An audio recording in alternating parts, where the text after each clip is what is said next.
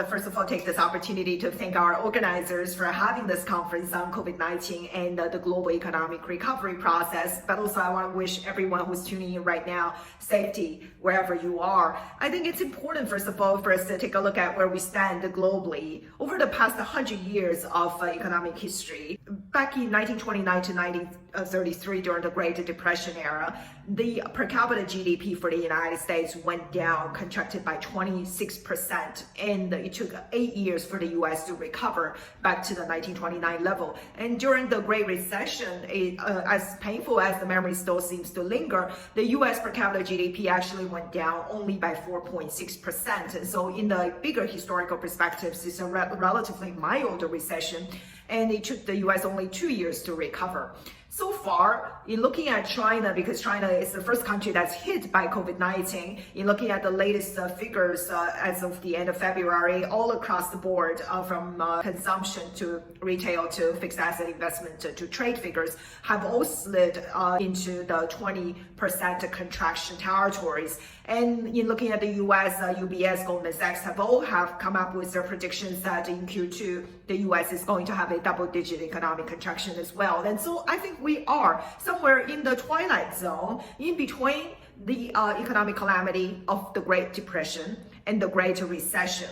And so I think now, in terms of the timing, because this is a compounded crisis, it's a compounded public health crisis and an economic crisis, and so really we cannot start to talk about economic recovery until we have managed on the public health side. We get it contained quickly over the next quarter, then we're probably moving closer to the economic severity of the Great Recession, or otherwise we are probably moving deeper towards the Great Depression. And on China specifically, there is a sense that it seems that China has entered into a post-COVID-19 era, and China seems to have survived the worst of the public health crisis as of this moment, and economic recovery has become a dominant task. But over the past week or so, a top epidemiologist from Shanghai, Professor Zhang, has warned about a possible second wave, and movie theaters were opened, but on March 30th they were closed again, and restaurants have remained at a 50% operating ratio nationally. And so you could see that there are still quite a lot of latent health risks out there, although China does seem to remain cautiously optimistic. And as of the end of February, Deputy Central Bank Governor Chen Yulu has talked about a V-shaped economic recovery for China, because back in February, it was essentially a supply side shock for China because factories couldn't open. But in March, because the rest of the world now are fully engulfed into this public health crisis, and so the economic shock for China has transferred now to become a demand side shock. There are no purchase orders to the newly recovered factory capacity in China. And so the demand side shock is actually much harder to resolve. And really for China, I don't think China can singularly pull itself out of the global economic crisis unless the rest of the world comes along with it. And so instead of having a V-shaped economic recovery, China is probably going to enter into a prolonged phase of a U-shaped economic recovery. And if there were a second wave, and then we're possibly looking at a W-shaped recovery. On the political side, I would say authoritarianism, because the world has always been framed with this narrative that China is able to lock down cities for weeks at a time and is able to instigate all these draconian measures to contain people. That's because China is an authoritarian country. And I would say not necessarily so, because Iran is also an authoritarian country, and Iran absolutely failed at this task. And in looking at the democracies now, we're going from Spain to Italy to the UK and now to the US, democracies lock down cities as well at a severe detriment to civil liberty. And so in a way, it's starting to challenge a lot of the conventional political beliefs of the 20th century for people. And so now we are talking, it's not really about the political systems. Authoritarian countries can be effective or not, and the democratic countries can be effective or not. And the key word is about the effectiveness of political governance. We need effective governments, and now humanity collectively seems to be in this whole new experiment together, because political leaders all over the world, none of them has ever dealt with a public health crisis of this magnitude, of this kind in their lifetime. And so at the end of the crisis, we probably can look in reflection about a lot of the comparative causes of effective governance or not. But I would suspect our political system is actually not one of the major causes. And the other thing I want to talk about is the lack of global coordination. As we see in this unfolding compounded crisis, there has been really a break of trust between the world's two largest economies, the US and China. We haven't seen a lot of coordination between the two largest economies, either on the health side or on the economic side. And I think that's putting the rest of the world at risk, because we're looking at the world's multilateral organizations, starting from the WHO to the WTO to the IMF. All these organizations are becoming less effective as a result of that. And back in 2008, China, during at the depths of the global financial crisis, China was a converging global player. China has arguably played a fundamental role in pulling the world out of the global financial crisis. And so that was a classic study of a global coordination actually works at its best. And today we are not seeing a lot of that. And really, the US-China comprehensive decoupling is putting the world, including the US and China as well, at severe risk. And the third thing, if I may add, is actually talking about vision and the leadership. And out of the resolution of the COVID-19 crisis in China, we're starting to see over the past couple of months that China has really used quite a lot of AI to the containment measures. And we're starting to see that nationwide citizens are given QR codes where they are coded in 3 different colors, in green, in red, and in yellow, that defines how far they can travel. And also Alibaba, its Damo Academy, after reading thousands of CT scans, is able to confirm COVID-19 positive cases with over 90% accuracy. And over here in the US, where FDA has recently approved the Abbott Labs portable device that's able to test the COVID-19 positive cases in as little as 5 minutes. And so we're starting to see America is incredibly innovative, and it's vibrant at its fundamental science. And so going into the future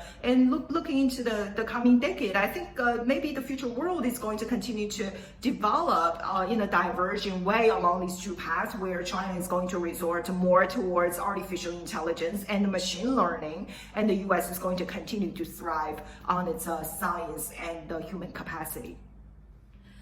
On the monetary and fiscal side, right after the Chinese New Year holiday, on the first day of the Chinese trading of the stock exchange, Chinese central bank has pumped about 3 trillion RMB into the system, mostly through very short-term open market operations. And so by the end of the 14th day, this 3 trillion RMB was essentially retrieved out of the system. And on the fiscal side, China has issued some tax holidays, given some tax breaks, and allowed employers to suspend some social security contributions, but nothing major. China hasn't really tabled a fiscal stimulus package yet. That is usually done during the congressional session, which is delayed as well. And so as you could see on the monetary side, China hasn't really lowered interest rates. On the fiscal side, of course, both countries are looking at the fiscal expansion, but the use of the fiscal stimulus is very different. And as we see, when the US is this $2.2 trillion of fiscal stimulus package, is primarily used for unemployment benefits, for tax cuts, and also it's used for giving cash up to $1,200 per person to individuals. And in China, China didn't do any of that. China didn't give cash to its citizens, but instead, at the beginning of March, NDRC has launched this new infrastructure development plan.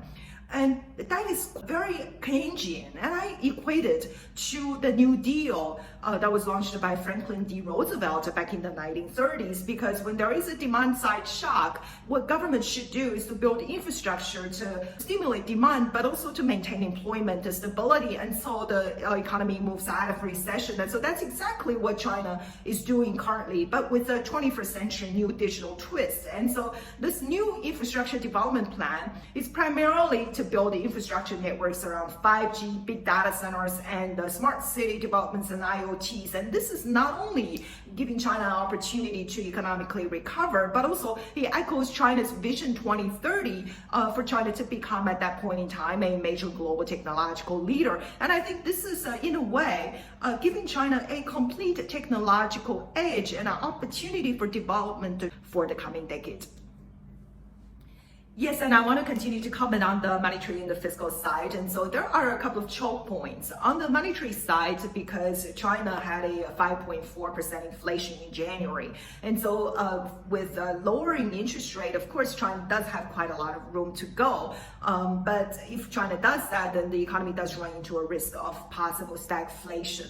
And on the fiscal side, of course, the fiscal deficit of 3% has always been a red line for China. And President Xi, after a day after the G20 summit, he said that China is willing to let go of the 3% fiscal deficit this year. And so we are possibly looking at a more proactive fiscal policy, a bigger fiscal stimulus when it's formally announced. And in 2019, Premier Li Keqiang has announced a 2 trillion RMB fiscal stimulus. And this year, we are probably looking at a 3 trillion range. And with that, I think it's really important that when we look at the post-2008 era, for almost a decade, the global central banks have become so accustomed to monetary easing to save the economy whenever the economy slows down. There is more monetary easing, and by using monetary policy, the marginal utility diminishes over time. And so now we are starting to see, with even a massive monetary easing that was offered by the Fed, there was very little response actually in the economy or in the market. And so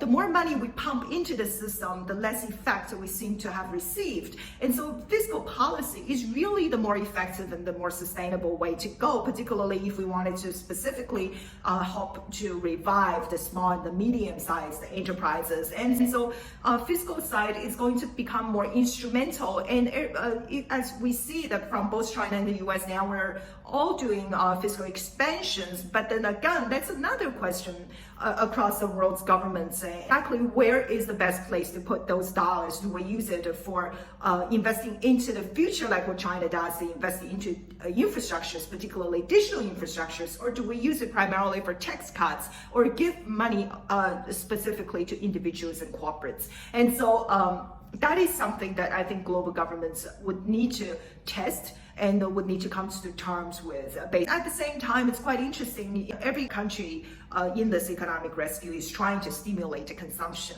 because consumption has been very badly and most directly hit by the COVID-19 crisis over the 7-day Chinese New Year holidays alone. On the consumption side, all across restaurants, retail, tourism, and entertainment, this virus has already cost China just over that 7 days, truly over 1 trillion RMB. And so consumption has been hit very hard, but I would say in terms of economic recovery, a lot of the consumption demand cannot be recovered. It's not recoverable. I'll give you an example. In the second half of the year, I cannot eat 2 steaks per dinner just to make up for the lost demand in the first half of the year. And also there's only one Valentine's Day, one Mother's Day, one Easter per year. And if it's missed forever. And so a lot of the consumption demand is not recoverable. But in terms of specific economic stimulus on consumption, then for the past few days, we see in China all across 40 metropolises now, cities are giving out digital coupons to stimulate consumption, particularly in online catering,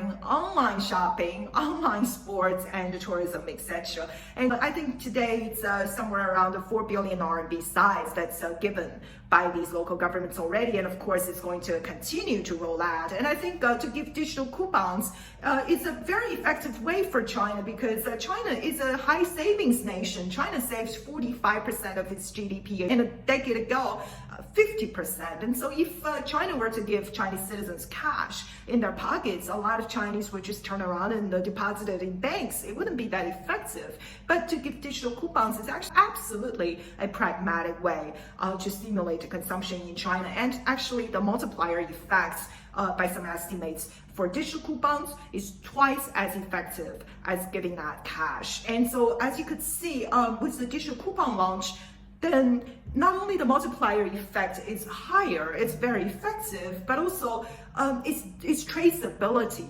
It allows the government to see in what sector is more effective and how these coupons are being used. And so those traceabilities is going to continue to propel, again, for China to become a more digitized nation. And on the other hand, you're looking at the US, digital coupons wouldn't work in the US because of the difference in savings habits. And so if coupons are given to Americans, not a lot of consumption would be stimulated, and cash is absolutely the way to go. And so as you could see, this COVID-19 is not only changing our lifestyles, it's changing the way we interact, and it's also changing the way as an economic governance as well.